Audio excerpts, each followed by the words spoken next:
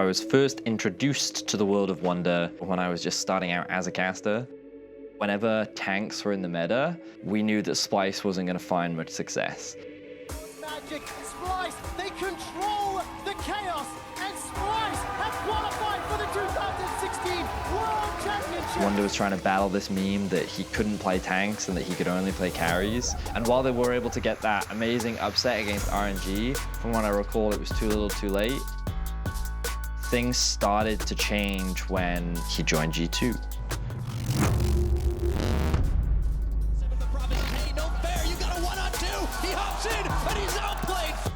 While again, Wunder was kind of drawing attention in the sense that he had these awesome outplays and he would have these really cool carry moments,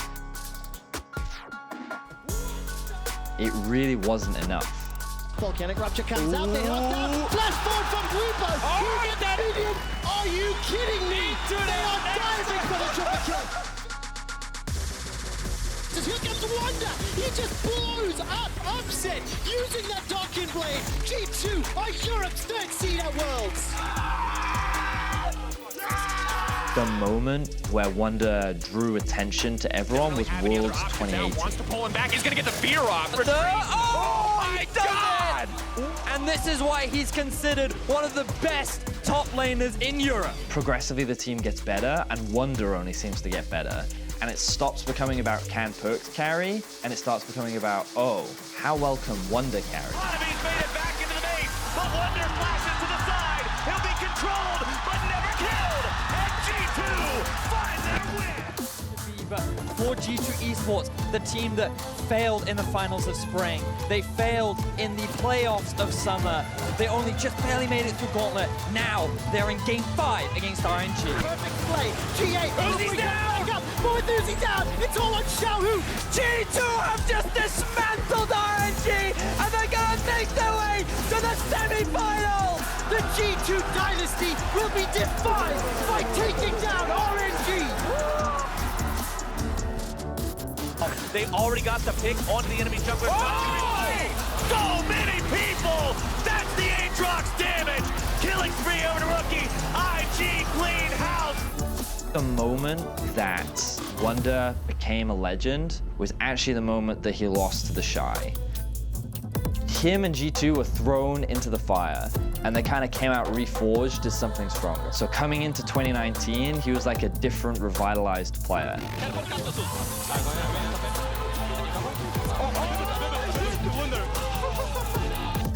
Because G2 doesn't play around rules or constrictions or a meta, that is what allows Wunder to truly shine as a star. We killed for G2, the re-engage from Wunder. He is just destroying Origin, and G2 ace Origin. Europe kneels to its champion, G2. And while some may argue that he's still only a carry top laner, he's one of the best carry top laners in the world, if not right now, the best. But not gonna get taken down, the triple kill. Coming through from Wunder, he may look to clean it up. He may just look for the penta. Wunder going to get 4, now going to look for the pit. Can he get it? Wunder, will he find the penta kill here? The quadra, the penta for Wunder. Rise joins the top side, here they go. All right, Abyssal Voyage will deliver Teddy to the back line, but Caps and Wunder are on the Nexus. They will not go blindly. The Nexus is being focused, but look at FLICKR. Nexus 1 or 2 more hits. Maybe Wunder it's on. Wunder forces Game 5. What we get to see is this top laner who now feels like the world is his oyster and he can play anything and everything. And now the backside, here comes Demon Flare, and it's a double kill already. Team looking pushed completely off. So you have this guy who's just having fun, he loves what he does, and he's pretty damn good at it.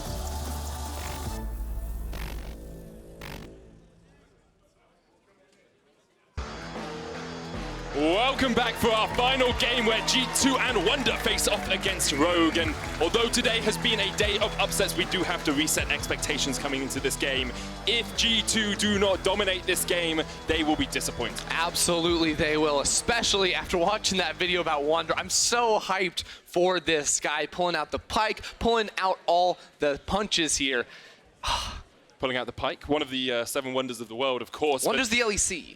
Wonders of the LEC. There you yes, go. Indeed. I almost got it right. I apologize. It's those secret picks he's telling us about. We heard so much about. And we know there are 7 of them. We just haven't discovered which ones they are as of yet. We'll have to wait and see if any more come out of his bag of tricks today, because they are facing up against Rogue. And Rogue, although they picked up as many wins this split as they did the entirety of spring, are still struggling at times. Look, this is a team that I think is very excited with the progress they've already made from Summer Split, right? But this team now has its goals set on making playoffs. So making it so that they're not just an 8th place team or 7th place team, but breaking into that 6 and up. And specifically, we'll look at players like Inspired and Larssen, the 2 newest rookies on this team, to prove themselves against the other talent here in the LEC. They're definitely the players you are looking to step up. Larssen's had a pretty stellar performance so far, much more utility focused as a mid laner, not really those flashy player like a Caps, but has been very good at helping his team and facilitating his team when it comes to those later game portions. Yeah, he's a big fan of those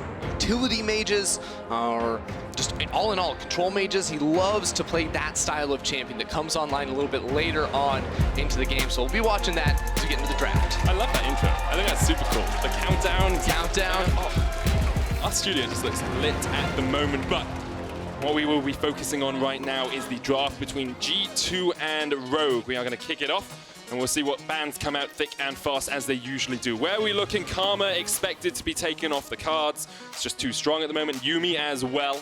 Look, Medic, I'll be honest with you. I don't care about the bans in this game. I just want to find out what G2 are playing, and even more importantly, where, because they seem to do whatever they want on any given day. That's definitely true. We'll see what they do pick in this game. They're not going to take the Pyke, I'm afraid. Rogue still want to win this game. As much as you might be excited by a Pyke from Perkz, Caps, Jankos, Mikyx, or Wunder, they're not going to let it get through. The Sona Taric bot lane is going to be quashed very quickly as well.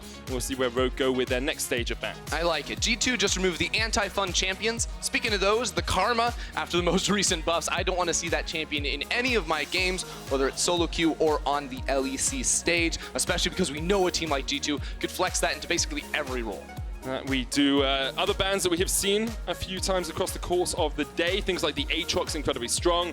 Even things like the Sylas have been picked a couple of times. Nico, as always, a bit of a flex pick for these teams. Yeah, Nico's a good one for Wunder, Caps, and Perkz alike, but the Yuumi still is up and available. If that doesn't get taken off the board, I think G2 just go ahead and pick that one up themselves, because they can do a lot of fun stuff with that pick. They definitely can. We've seen how oppressive it can be in the late game as well. Chase potential from that pick, incredibly impactful when it gets to those late game team fights. But G2 don't tend to get to the late game too often. There's the Yuumi ban as predicted, and now G2 have first pick. Hit me with that Aurelia is what I want to see. Oh, I don't think they can because it's banned away. The Sejuani, they banned though, it themselves. Still available for them, so they're going to hit you with that one. And all right. What a hit it can be if Sejuani gets onto you. It's very difficult to get away. Yeah, it's a boring tank, though, in my book. That's what I say. G2, stop picking the boring tanks. Give me the fun stuff. I'm just saying, Wunder's played it in the top lane before. That is true. Was that Summer Split last year? I believe so, but I'm not going to hang my hat on it. Okay. It's been a while, though. Xayah going to be the obvious response here. We'll see if they actually want to lock in the Rakan. We've seen some teams be comfortable splitting up that duo, really favoring the Xayah here, especially after the buffs to Essence Reaver. A lot of champions like the Xayah and the Sivir in particular have risen up in priority.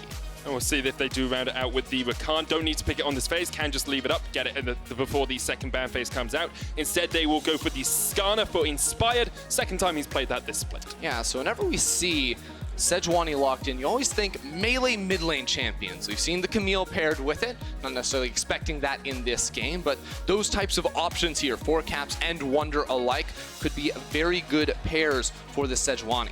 Mikyx's going to lock in the Lux, very good into the Rakan Xayah, because you can lock down pretty easily with a single light binding, alongside something like the Sivir, who is just risen to priority, as we say, because of those Essence Reaver buffs. Yeah, I mean, it's very similar to, let's say, the Draven Morgana into that matchup. You have a whole lot of damage, and when you land one binding, you instantly can clap back against Rogue here. They're hovering the little Wukong. Remember when Caps pulled out the Wukong? Speaking of those flashback picks.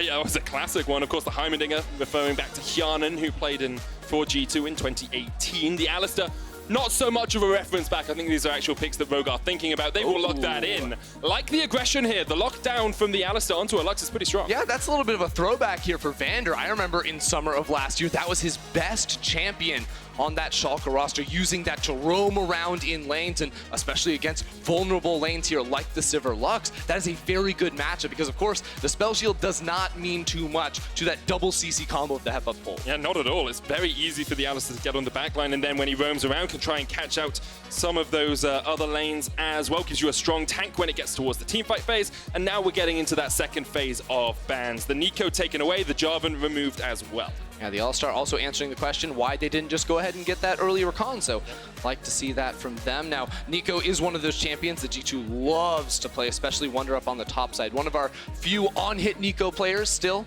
in the LEC, as a lot more people have shifted over to the Glacial Augment option. I think they just want to take away more strong solo lane flex pick tools from G2. They want to make sure they know what matchups they're going to be having so they can get a good counter pick for Larssen. Yasuo always a risk as well when you go up against G2. Counts plays it incredibly well. Perkz can play it as well, and they are not too far dissimilar from, too far away from going for a lane swap. Maybe put caps down towards the bottom lane if you really want to. Expecting G2 to start mixing up those lanes every single game these days. So the next one gets taken away, and now Rogue have to blind pick one of their solo lanes. Azir is very safe. Corki could do a similar job as well. Yeah, so we're wondering who gets the counter pick here on the side of Rogue. The answer is going to be Prof. And while we talk a lot about Larssen, how he has impressed us coming in as a rookie on this team, Prophet is by far the most consistent player on this roster. He has looked so good and is involved in so many of his team kills as well. He's a very important player for this team in the Rock of Rogue. That he is. We'll see where G2 want to go with their next picks. You do have that top lane left. The Akali locked in implies that's going towards mid with this last pick being top, and it will be the Gnar for Wunder. We've seen how impactful he can be in the short video before the games. Played it against SKT, was able to win the game for G2 and keep them alive at MSI, and now we'll see it once again. Yeah, I think G2 hinted towards a potential Gnar pick with the Jarvan and the Renekton bans, two champions that with the jungler alongside them can look for all-ins against that relatively squishy mini Gnar. So covering their bases relatively well. I would love to see the Camille. In all honesty, this matchup, she can hard outscale into the side lane and offer a lot of kill threat onto the Gnar if you bring your jungler up there. Well, they're going to lock it in for you, so we'll see if Inspired and Prophet can team up. You said he's the most consistent player on the side of Rogue. Well, give him a counter pick or give him a pick that scales well into his opposition and see how much impact he can have against G2. There's a lot of cool things going on with this Rogue team composition, but in particular, the Alistar lock-in. It's a champion we don't see a ton of anymore, but it's a very reliable initiation tool for Rogue. We know Rogue love to play these easy-to-execute 5v5 compositions, and they have very good tools to do so, but also the option of leaning more on Prophet to take that Camille into a 1v1. And on the side of G2, you've got a bit of pick potential. You've got the lockdown from the melee Akali and the Sejuani, of course, and you have the ability for Wunder to get ahead on this Gnar and have some big team fight changing ultimates. Yeah, there's a lot of individual outplay there if we're looking at Caps in particular on this Akali if he can access the backline, which is not very easy to do against the self-peel of a Xayah and an Azir. He's going to have a much better game today on the Akali than he did versus Fnatic. G2 want to come away with a win. It definitely is. Very much struggled against Fnatic yesterday, racking up the kills without getting, racking up the deaths without getting too many kills. But I think G2 will come out swinging this game. I get the sense that yesterday was a little bit of a disappointment to them, getting knocked back by Fnatic, and today they'll want to prove that they are still amongst the top dogs here in Europe. They want to get that win going into Rift. Rivals end on a high note here.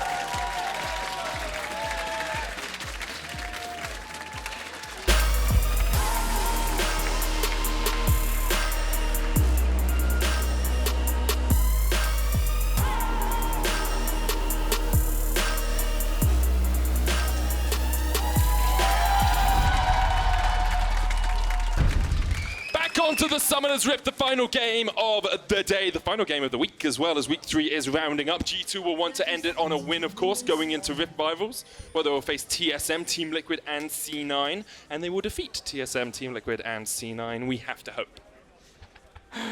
I like it. I'm an EU fanboy, and it's been known for a very long time.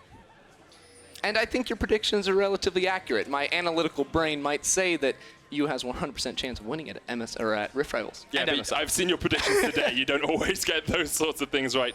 Both teams lining up, battle lines drawn along the river here. Wunder and Jankos will steal away the Spire, but it's not going to be too impactful. The Skarner happy just to get a Spire in his own jungle and then use the extra mana regeneration and movement speed to clear out these first few camps.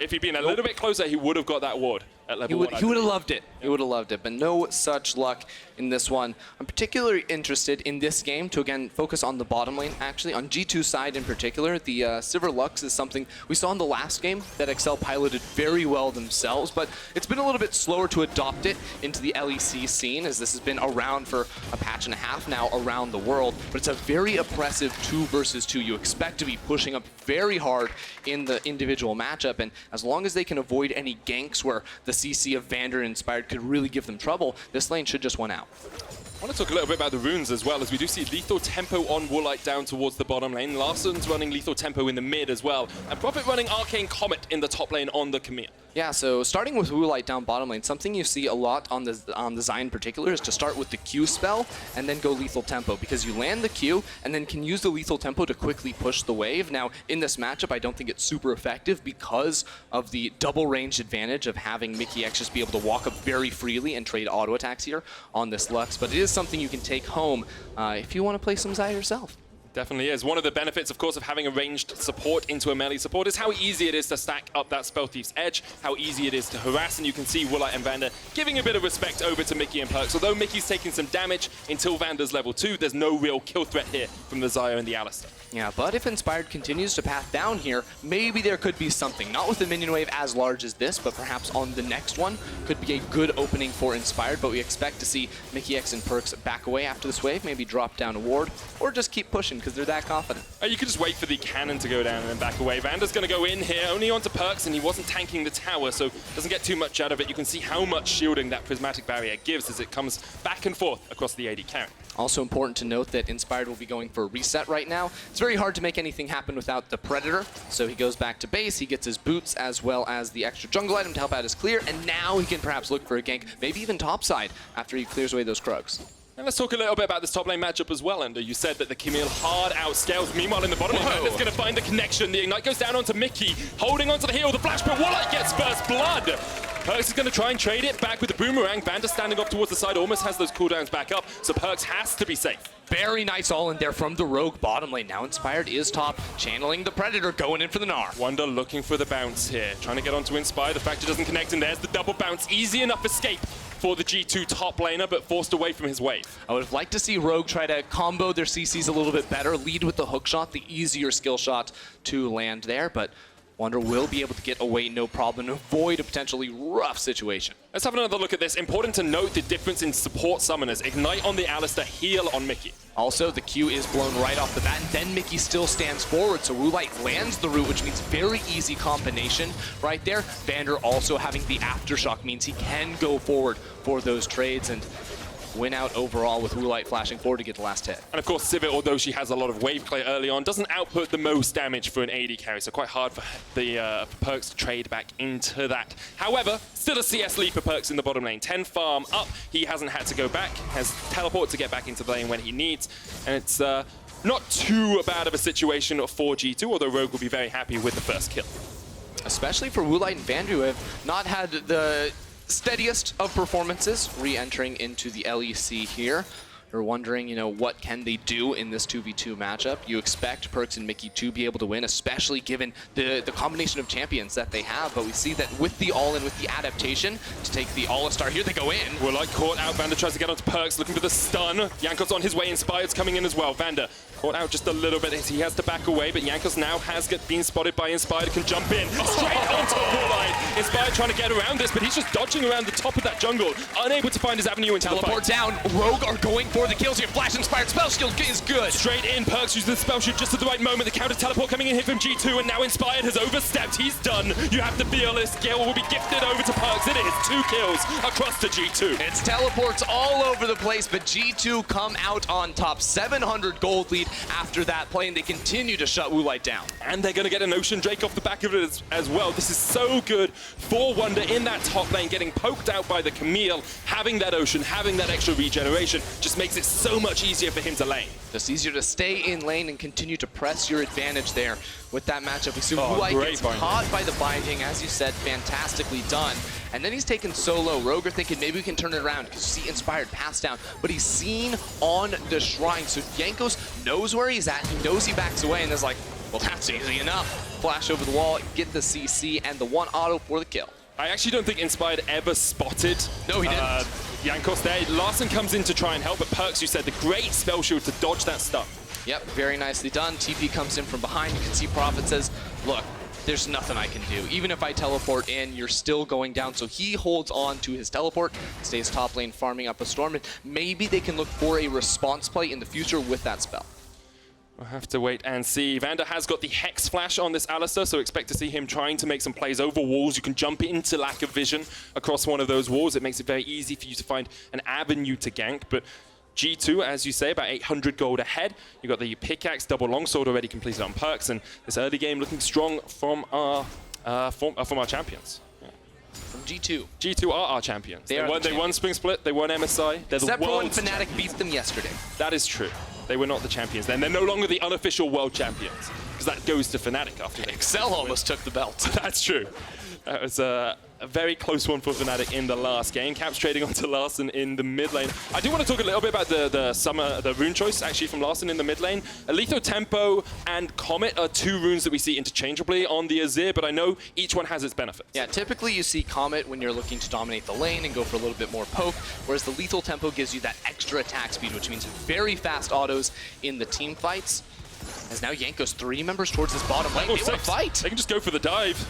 On the hump, pop the heal as well, very early on. This dive was miscoordinated, but they weren't tanking the tower, so it doesn't really matter too much. They get a play out of it. There's the stun lock. They're looking for it on VandeR, but he's tanking it all up. Now Jankos tanking the tower. Gonna go down to the storm. VandeR gets in as well. Perkz not taking tower aggro will keep him alive. That could have been awful for G2. Yeah, Perkz can't auto-attack or LT picks up the aggro because Jankos was already taken down. Big blunder there as Woolite hits level 6 and can use that ultimate to dodge away from the damage coming through. Wunder goes into Mega here. Will he overstep? How aware is he that Inspired is waiting on the top side?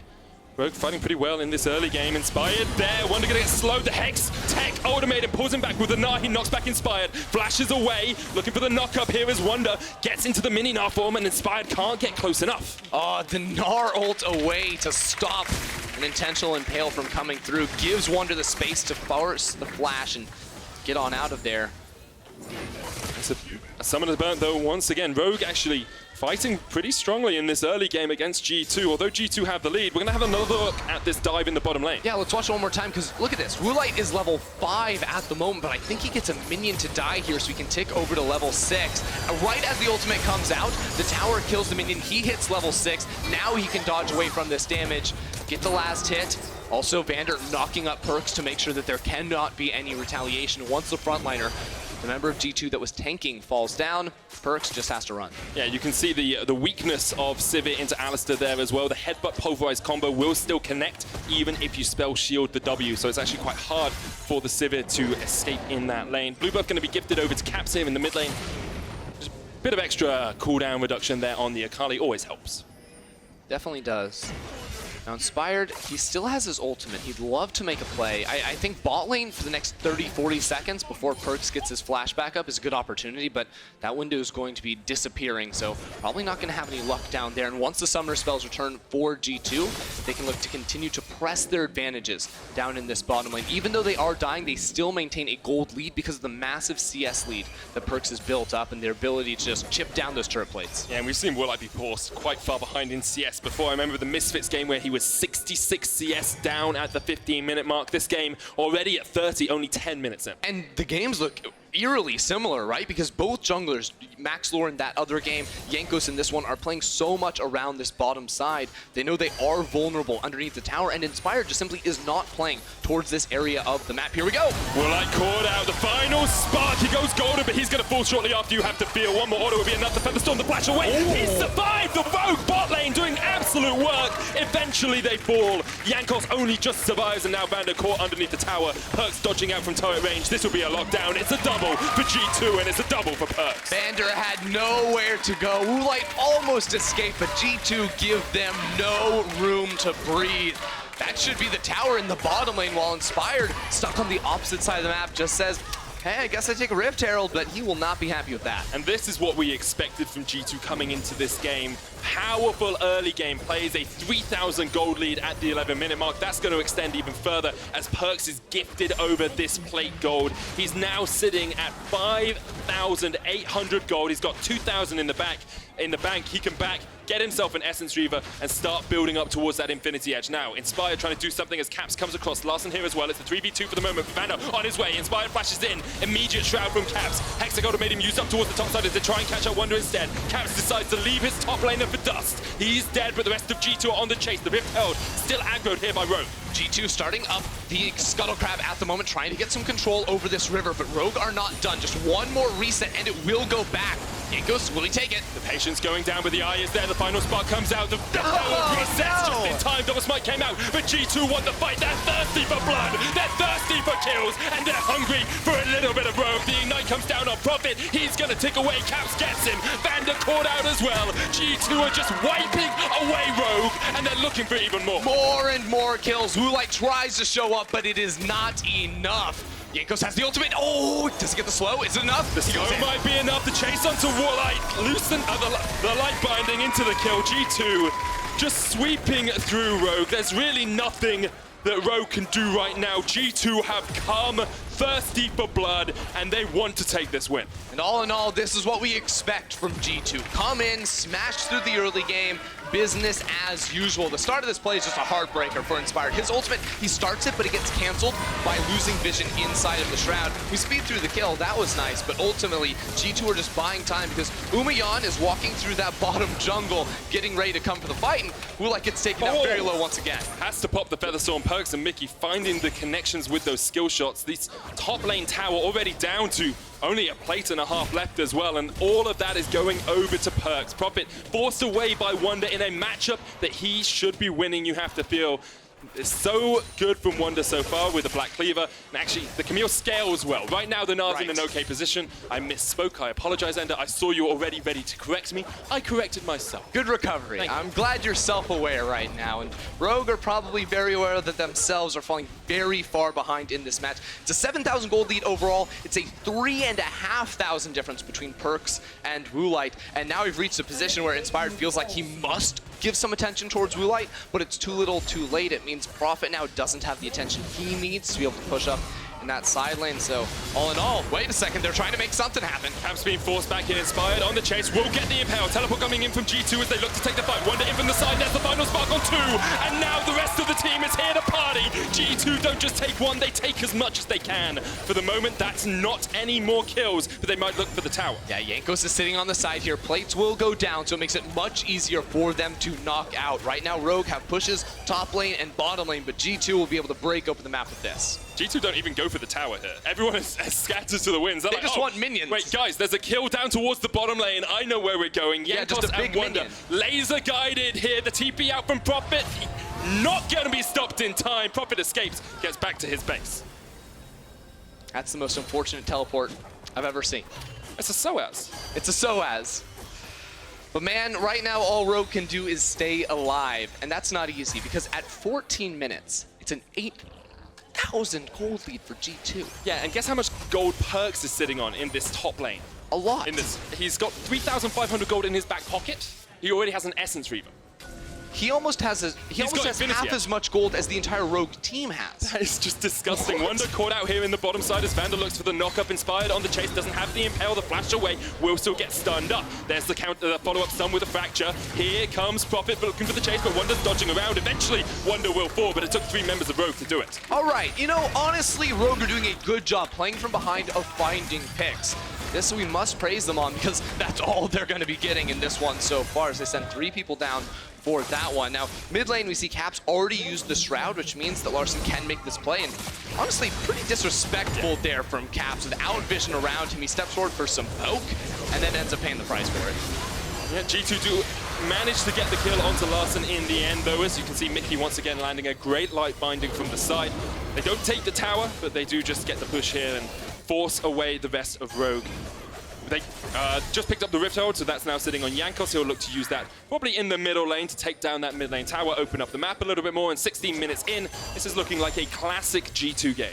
The scariest part about this is usually it's between 15 and 20 minutes where G2 make the most of their gold. Triple their gold lead between 15 and 20 minutes. That's just ridiculous. They're obviously not going to be able to triple it in this game with a staggering 7,500 at the moment, but this is typically where they just continue to force fights at you, where they don't give you room to breathe, let alone think. And just looking at your map, you see the tendencies from that. You already have Caps inside the enemy jungle looking, when will Inspired or VandeR walk through here?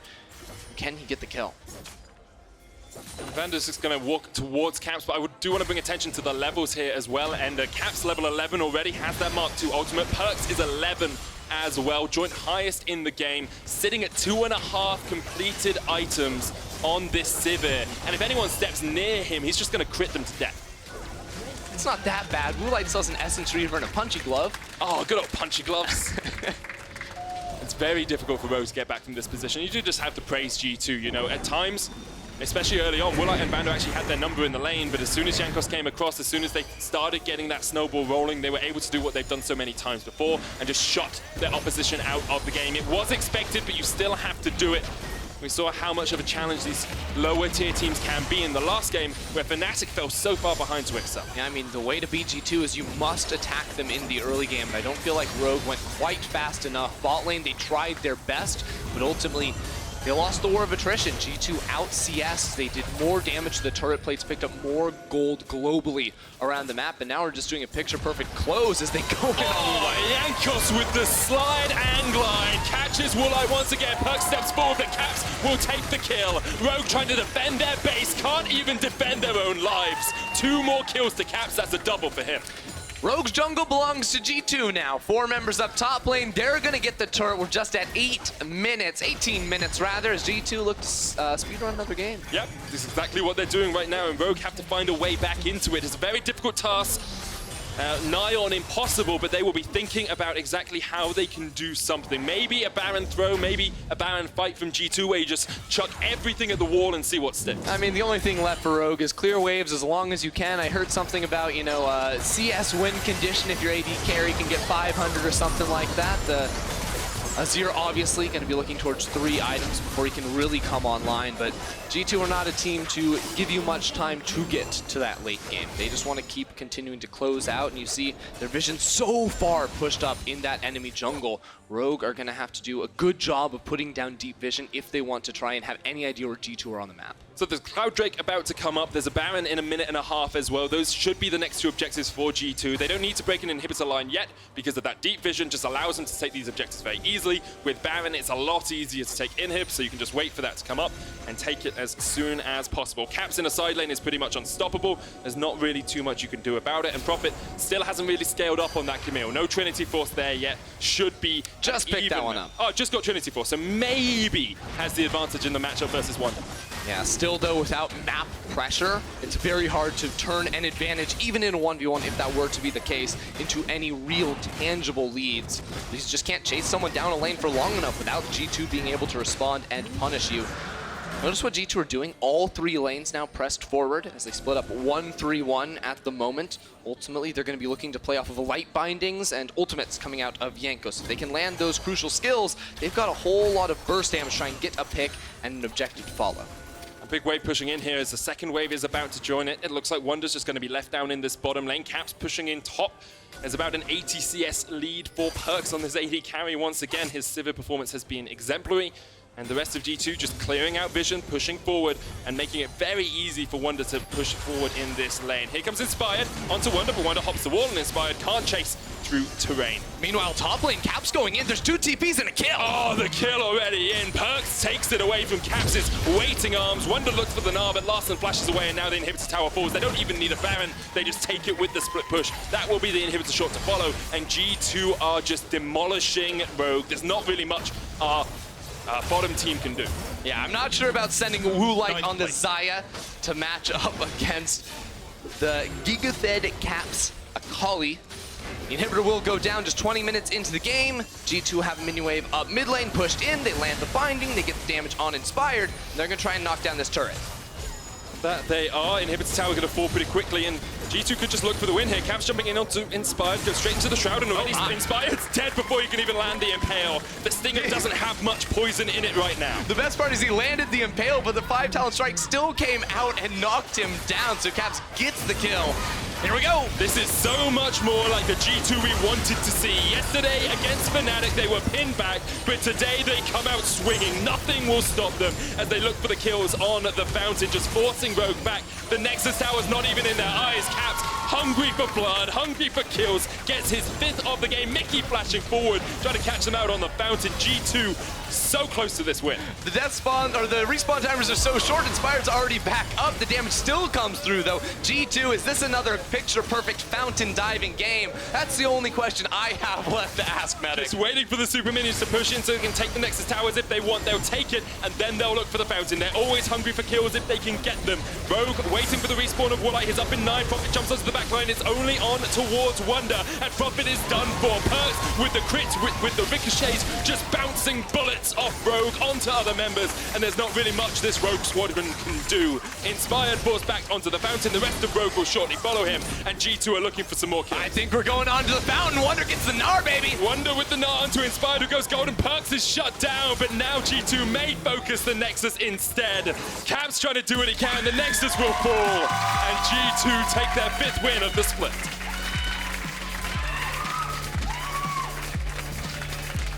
G2, they picked themselves up after their loss yesterday, and they come in business as usual, taking down Rogue in just 22 minutes, looking very clean overall, and looking confident going into Rift Rivals. Very confident. That was a very strong performance from G2.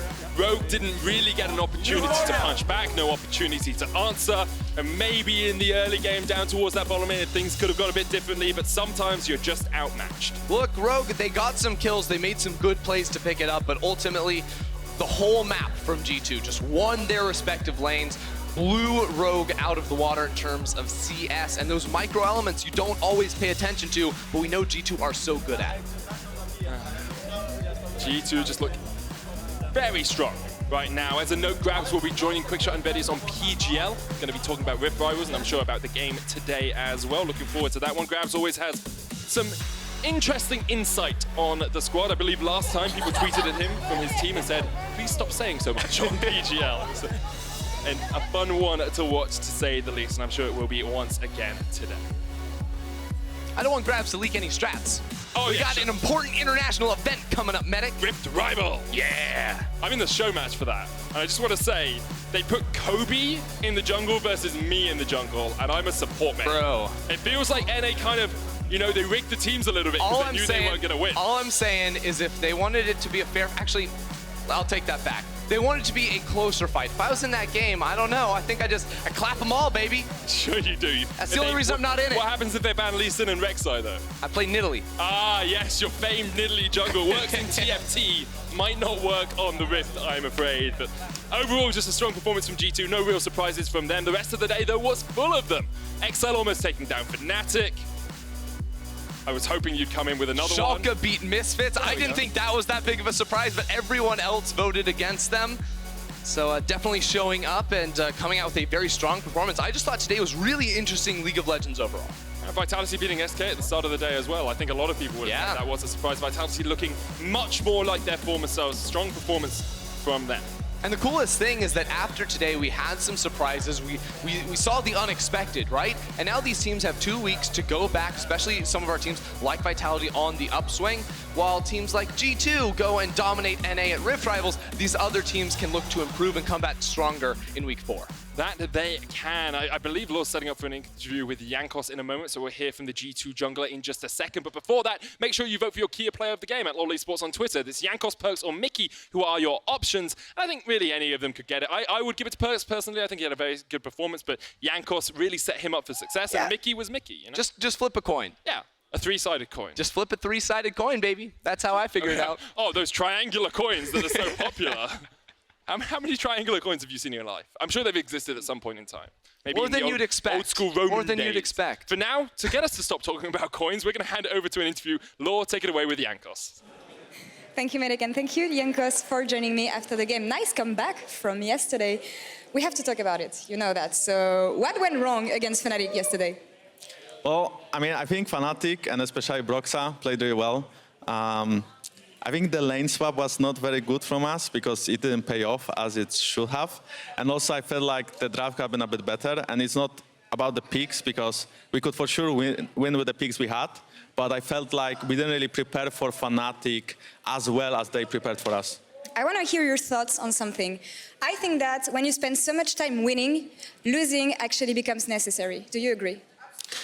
I mean, I think that we should thank Fnatic for beating us because it would be really sad if we would come back to Europe and no one would challenge us. I think that would mean that the region is just not very good. I think teams challenging us, beating us, hopefully more teams will beat us in the future, as weird as the team seems, makes you better.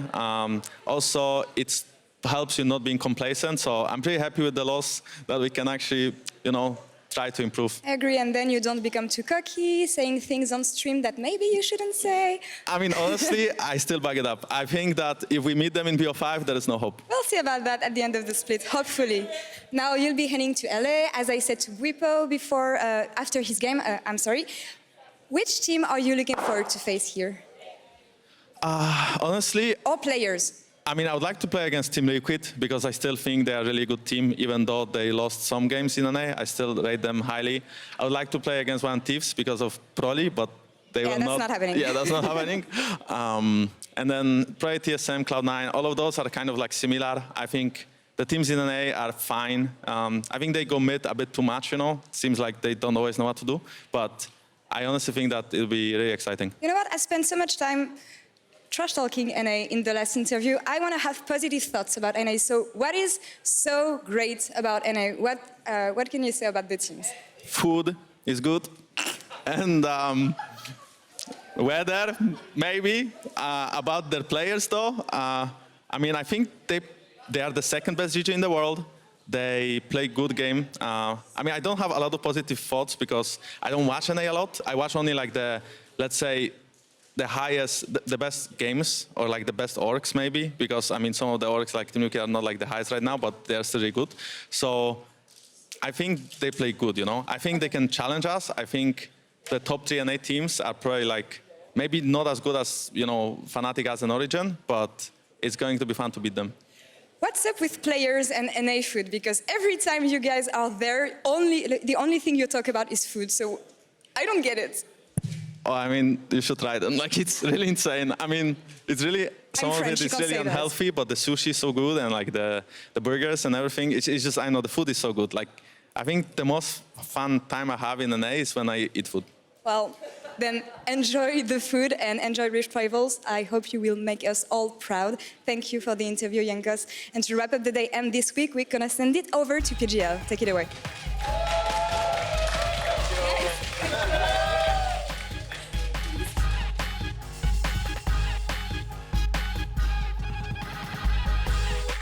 And welcome back to the LEC post-game lobby. I'm Quickshot. I'm joined here by VoDs and G2's coach, Grabs. First of all, Laure, that was a fantastic interview, and I love that you asked Jankos to be careful what he says on stream, because it didn't come true. Grabs, do you ever have words with your players about some of the things they say in social media, or do you just find it fun?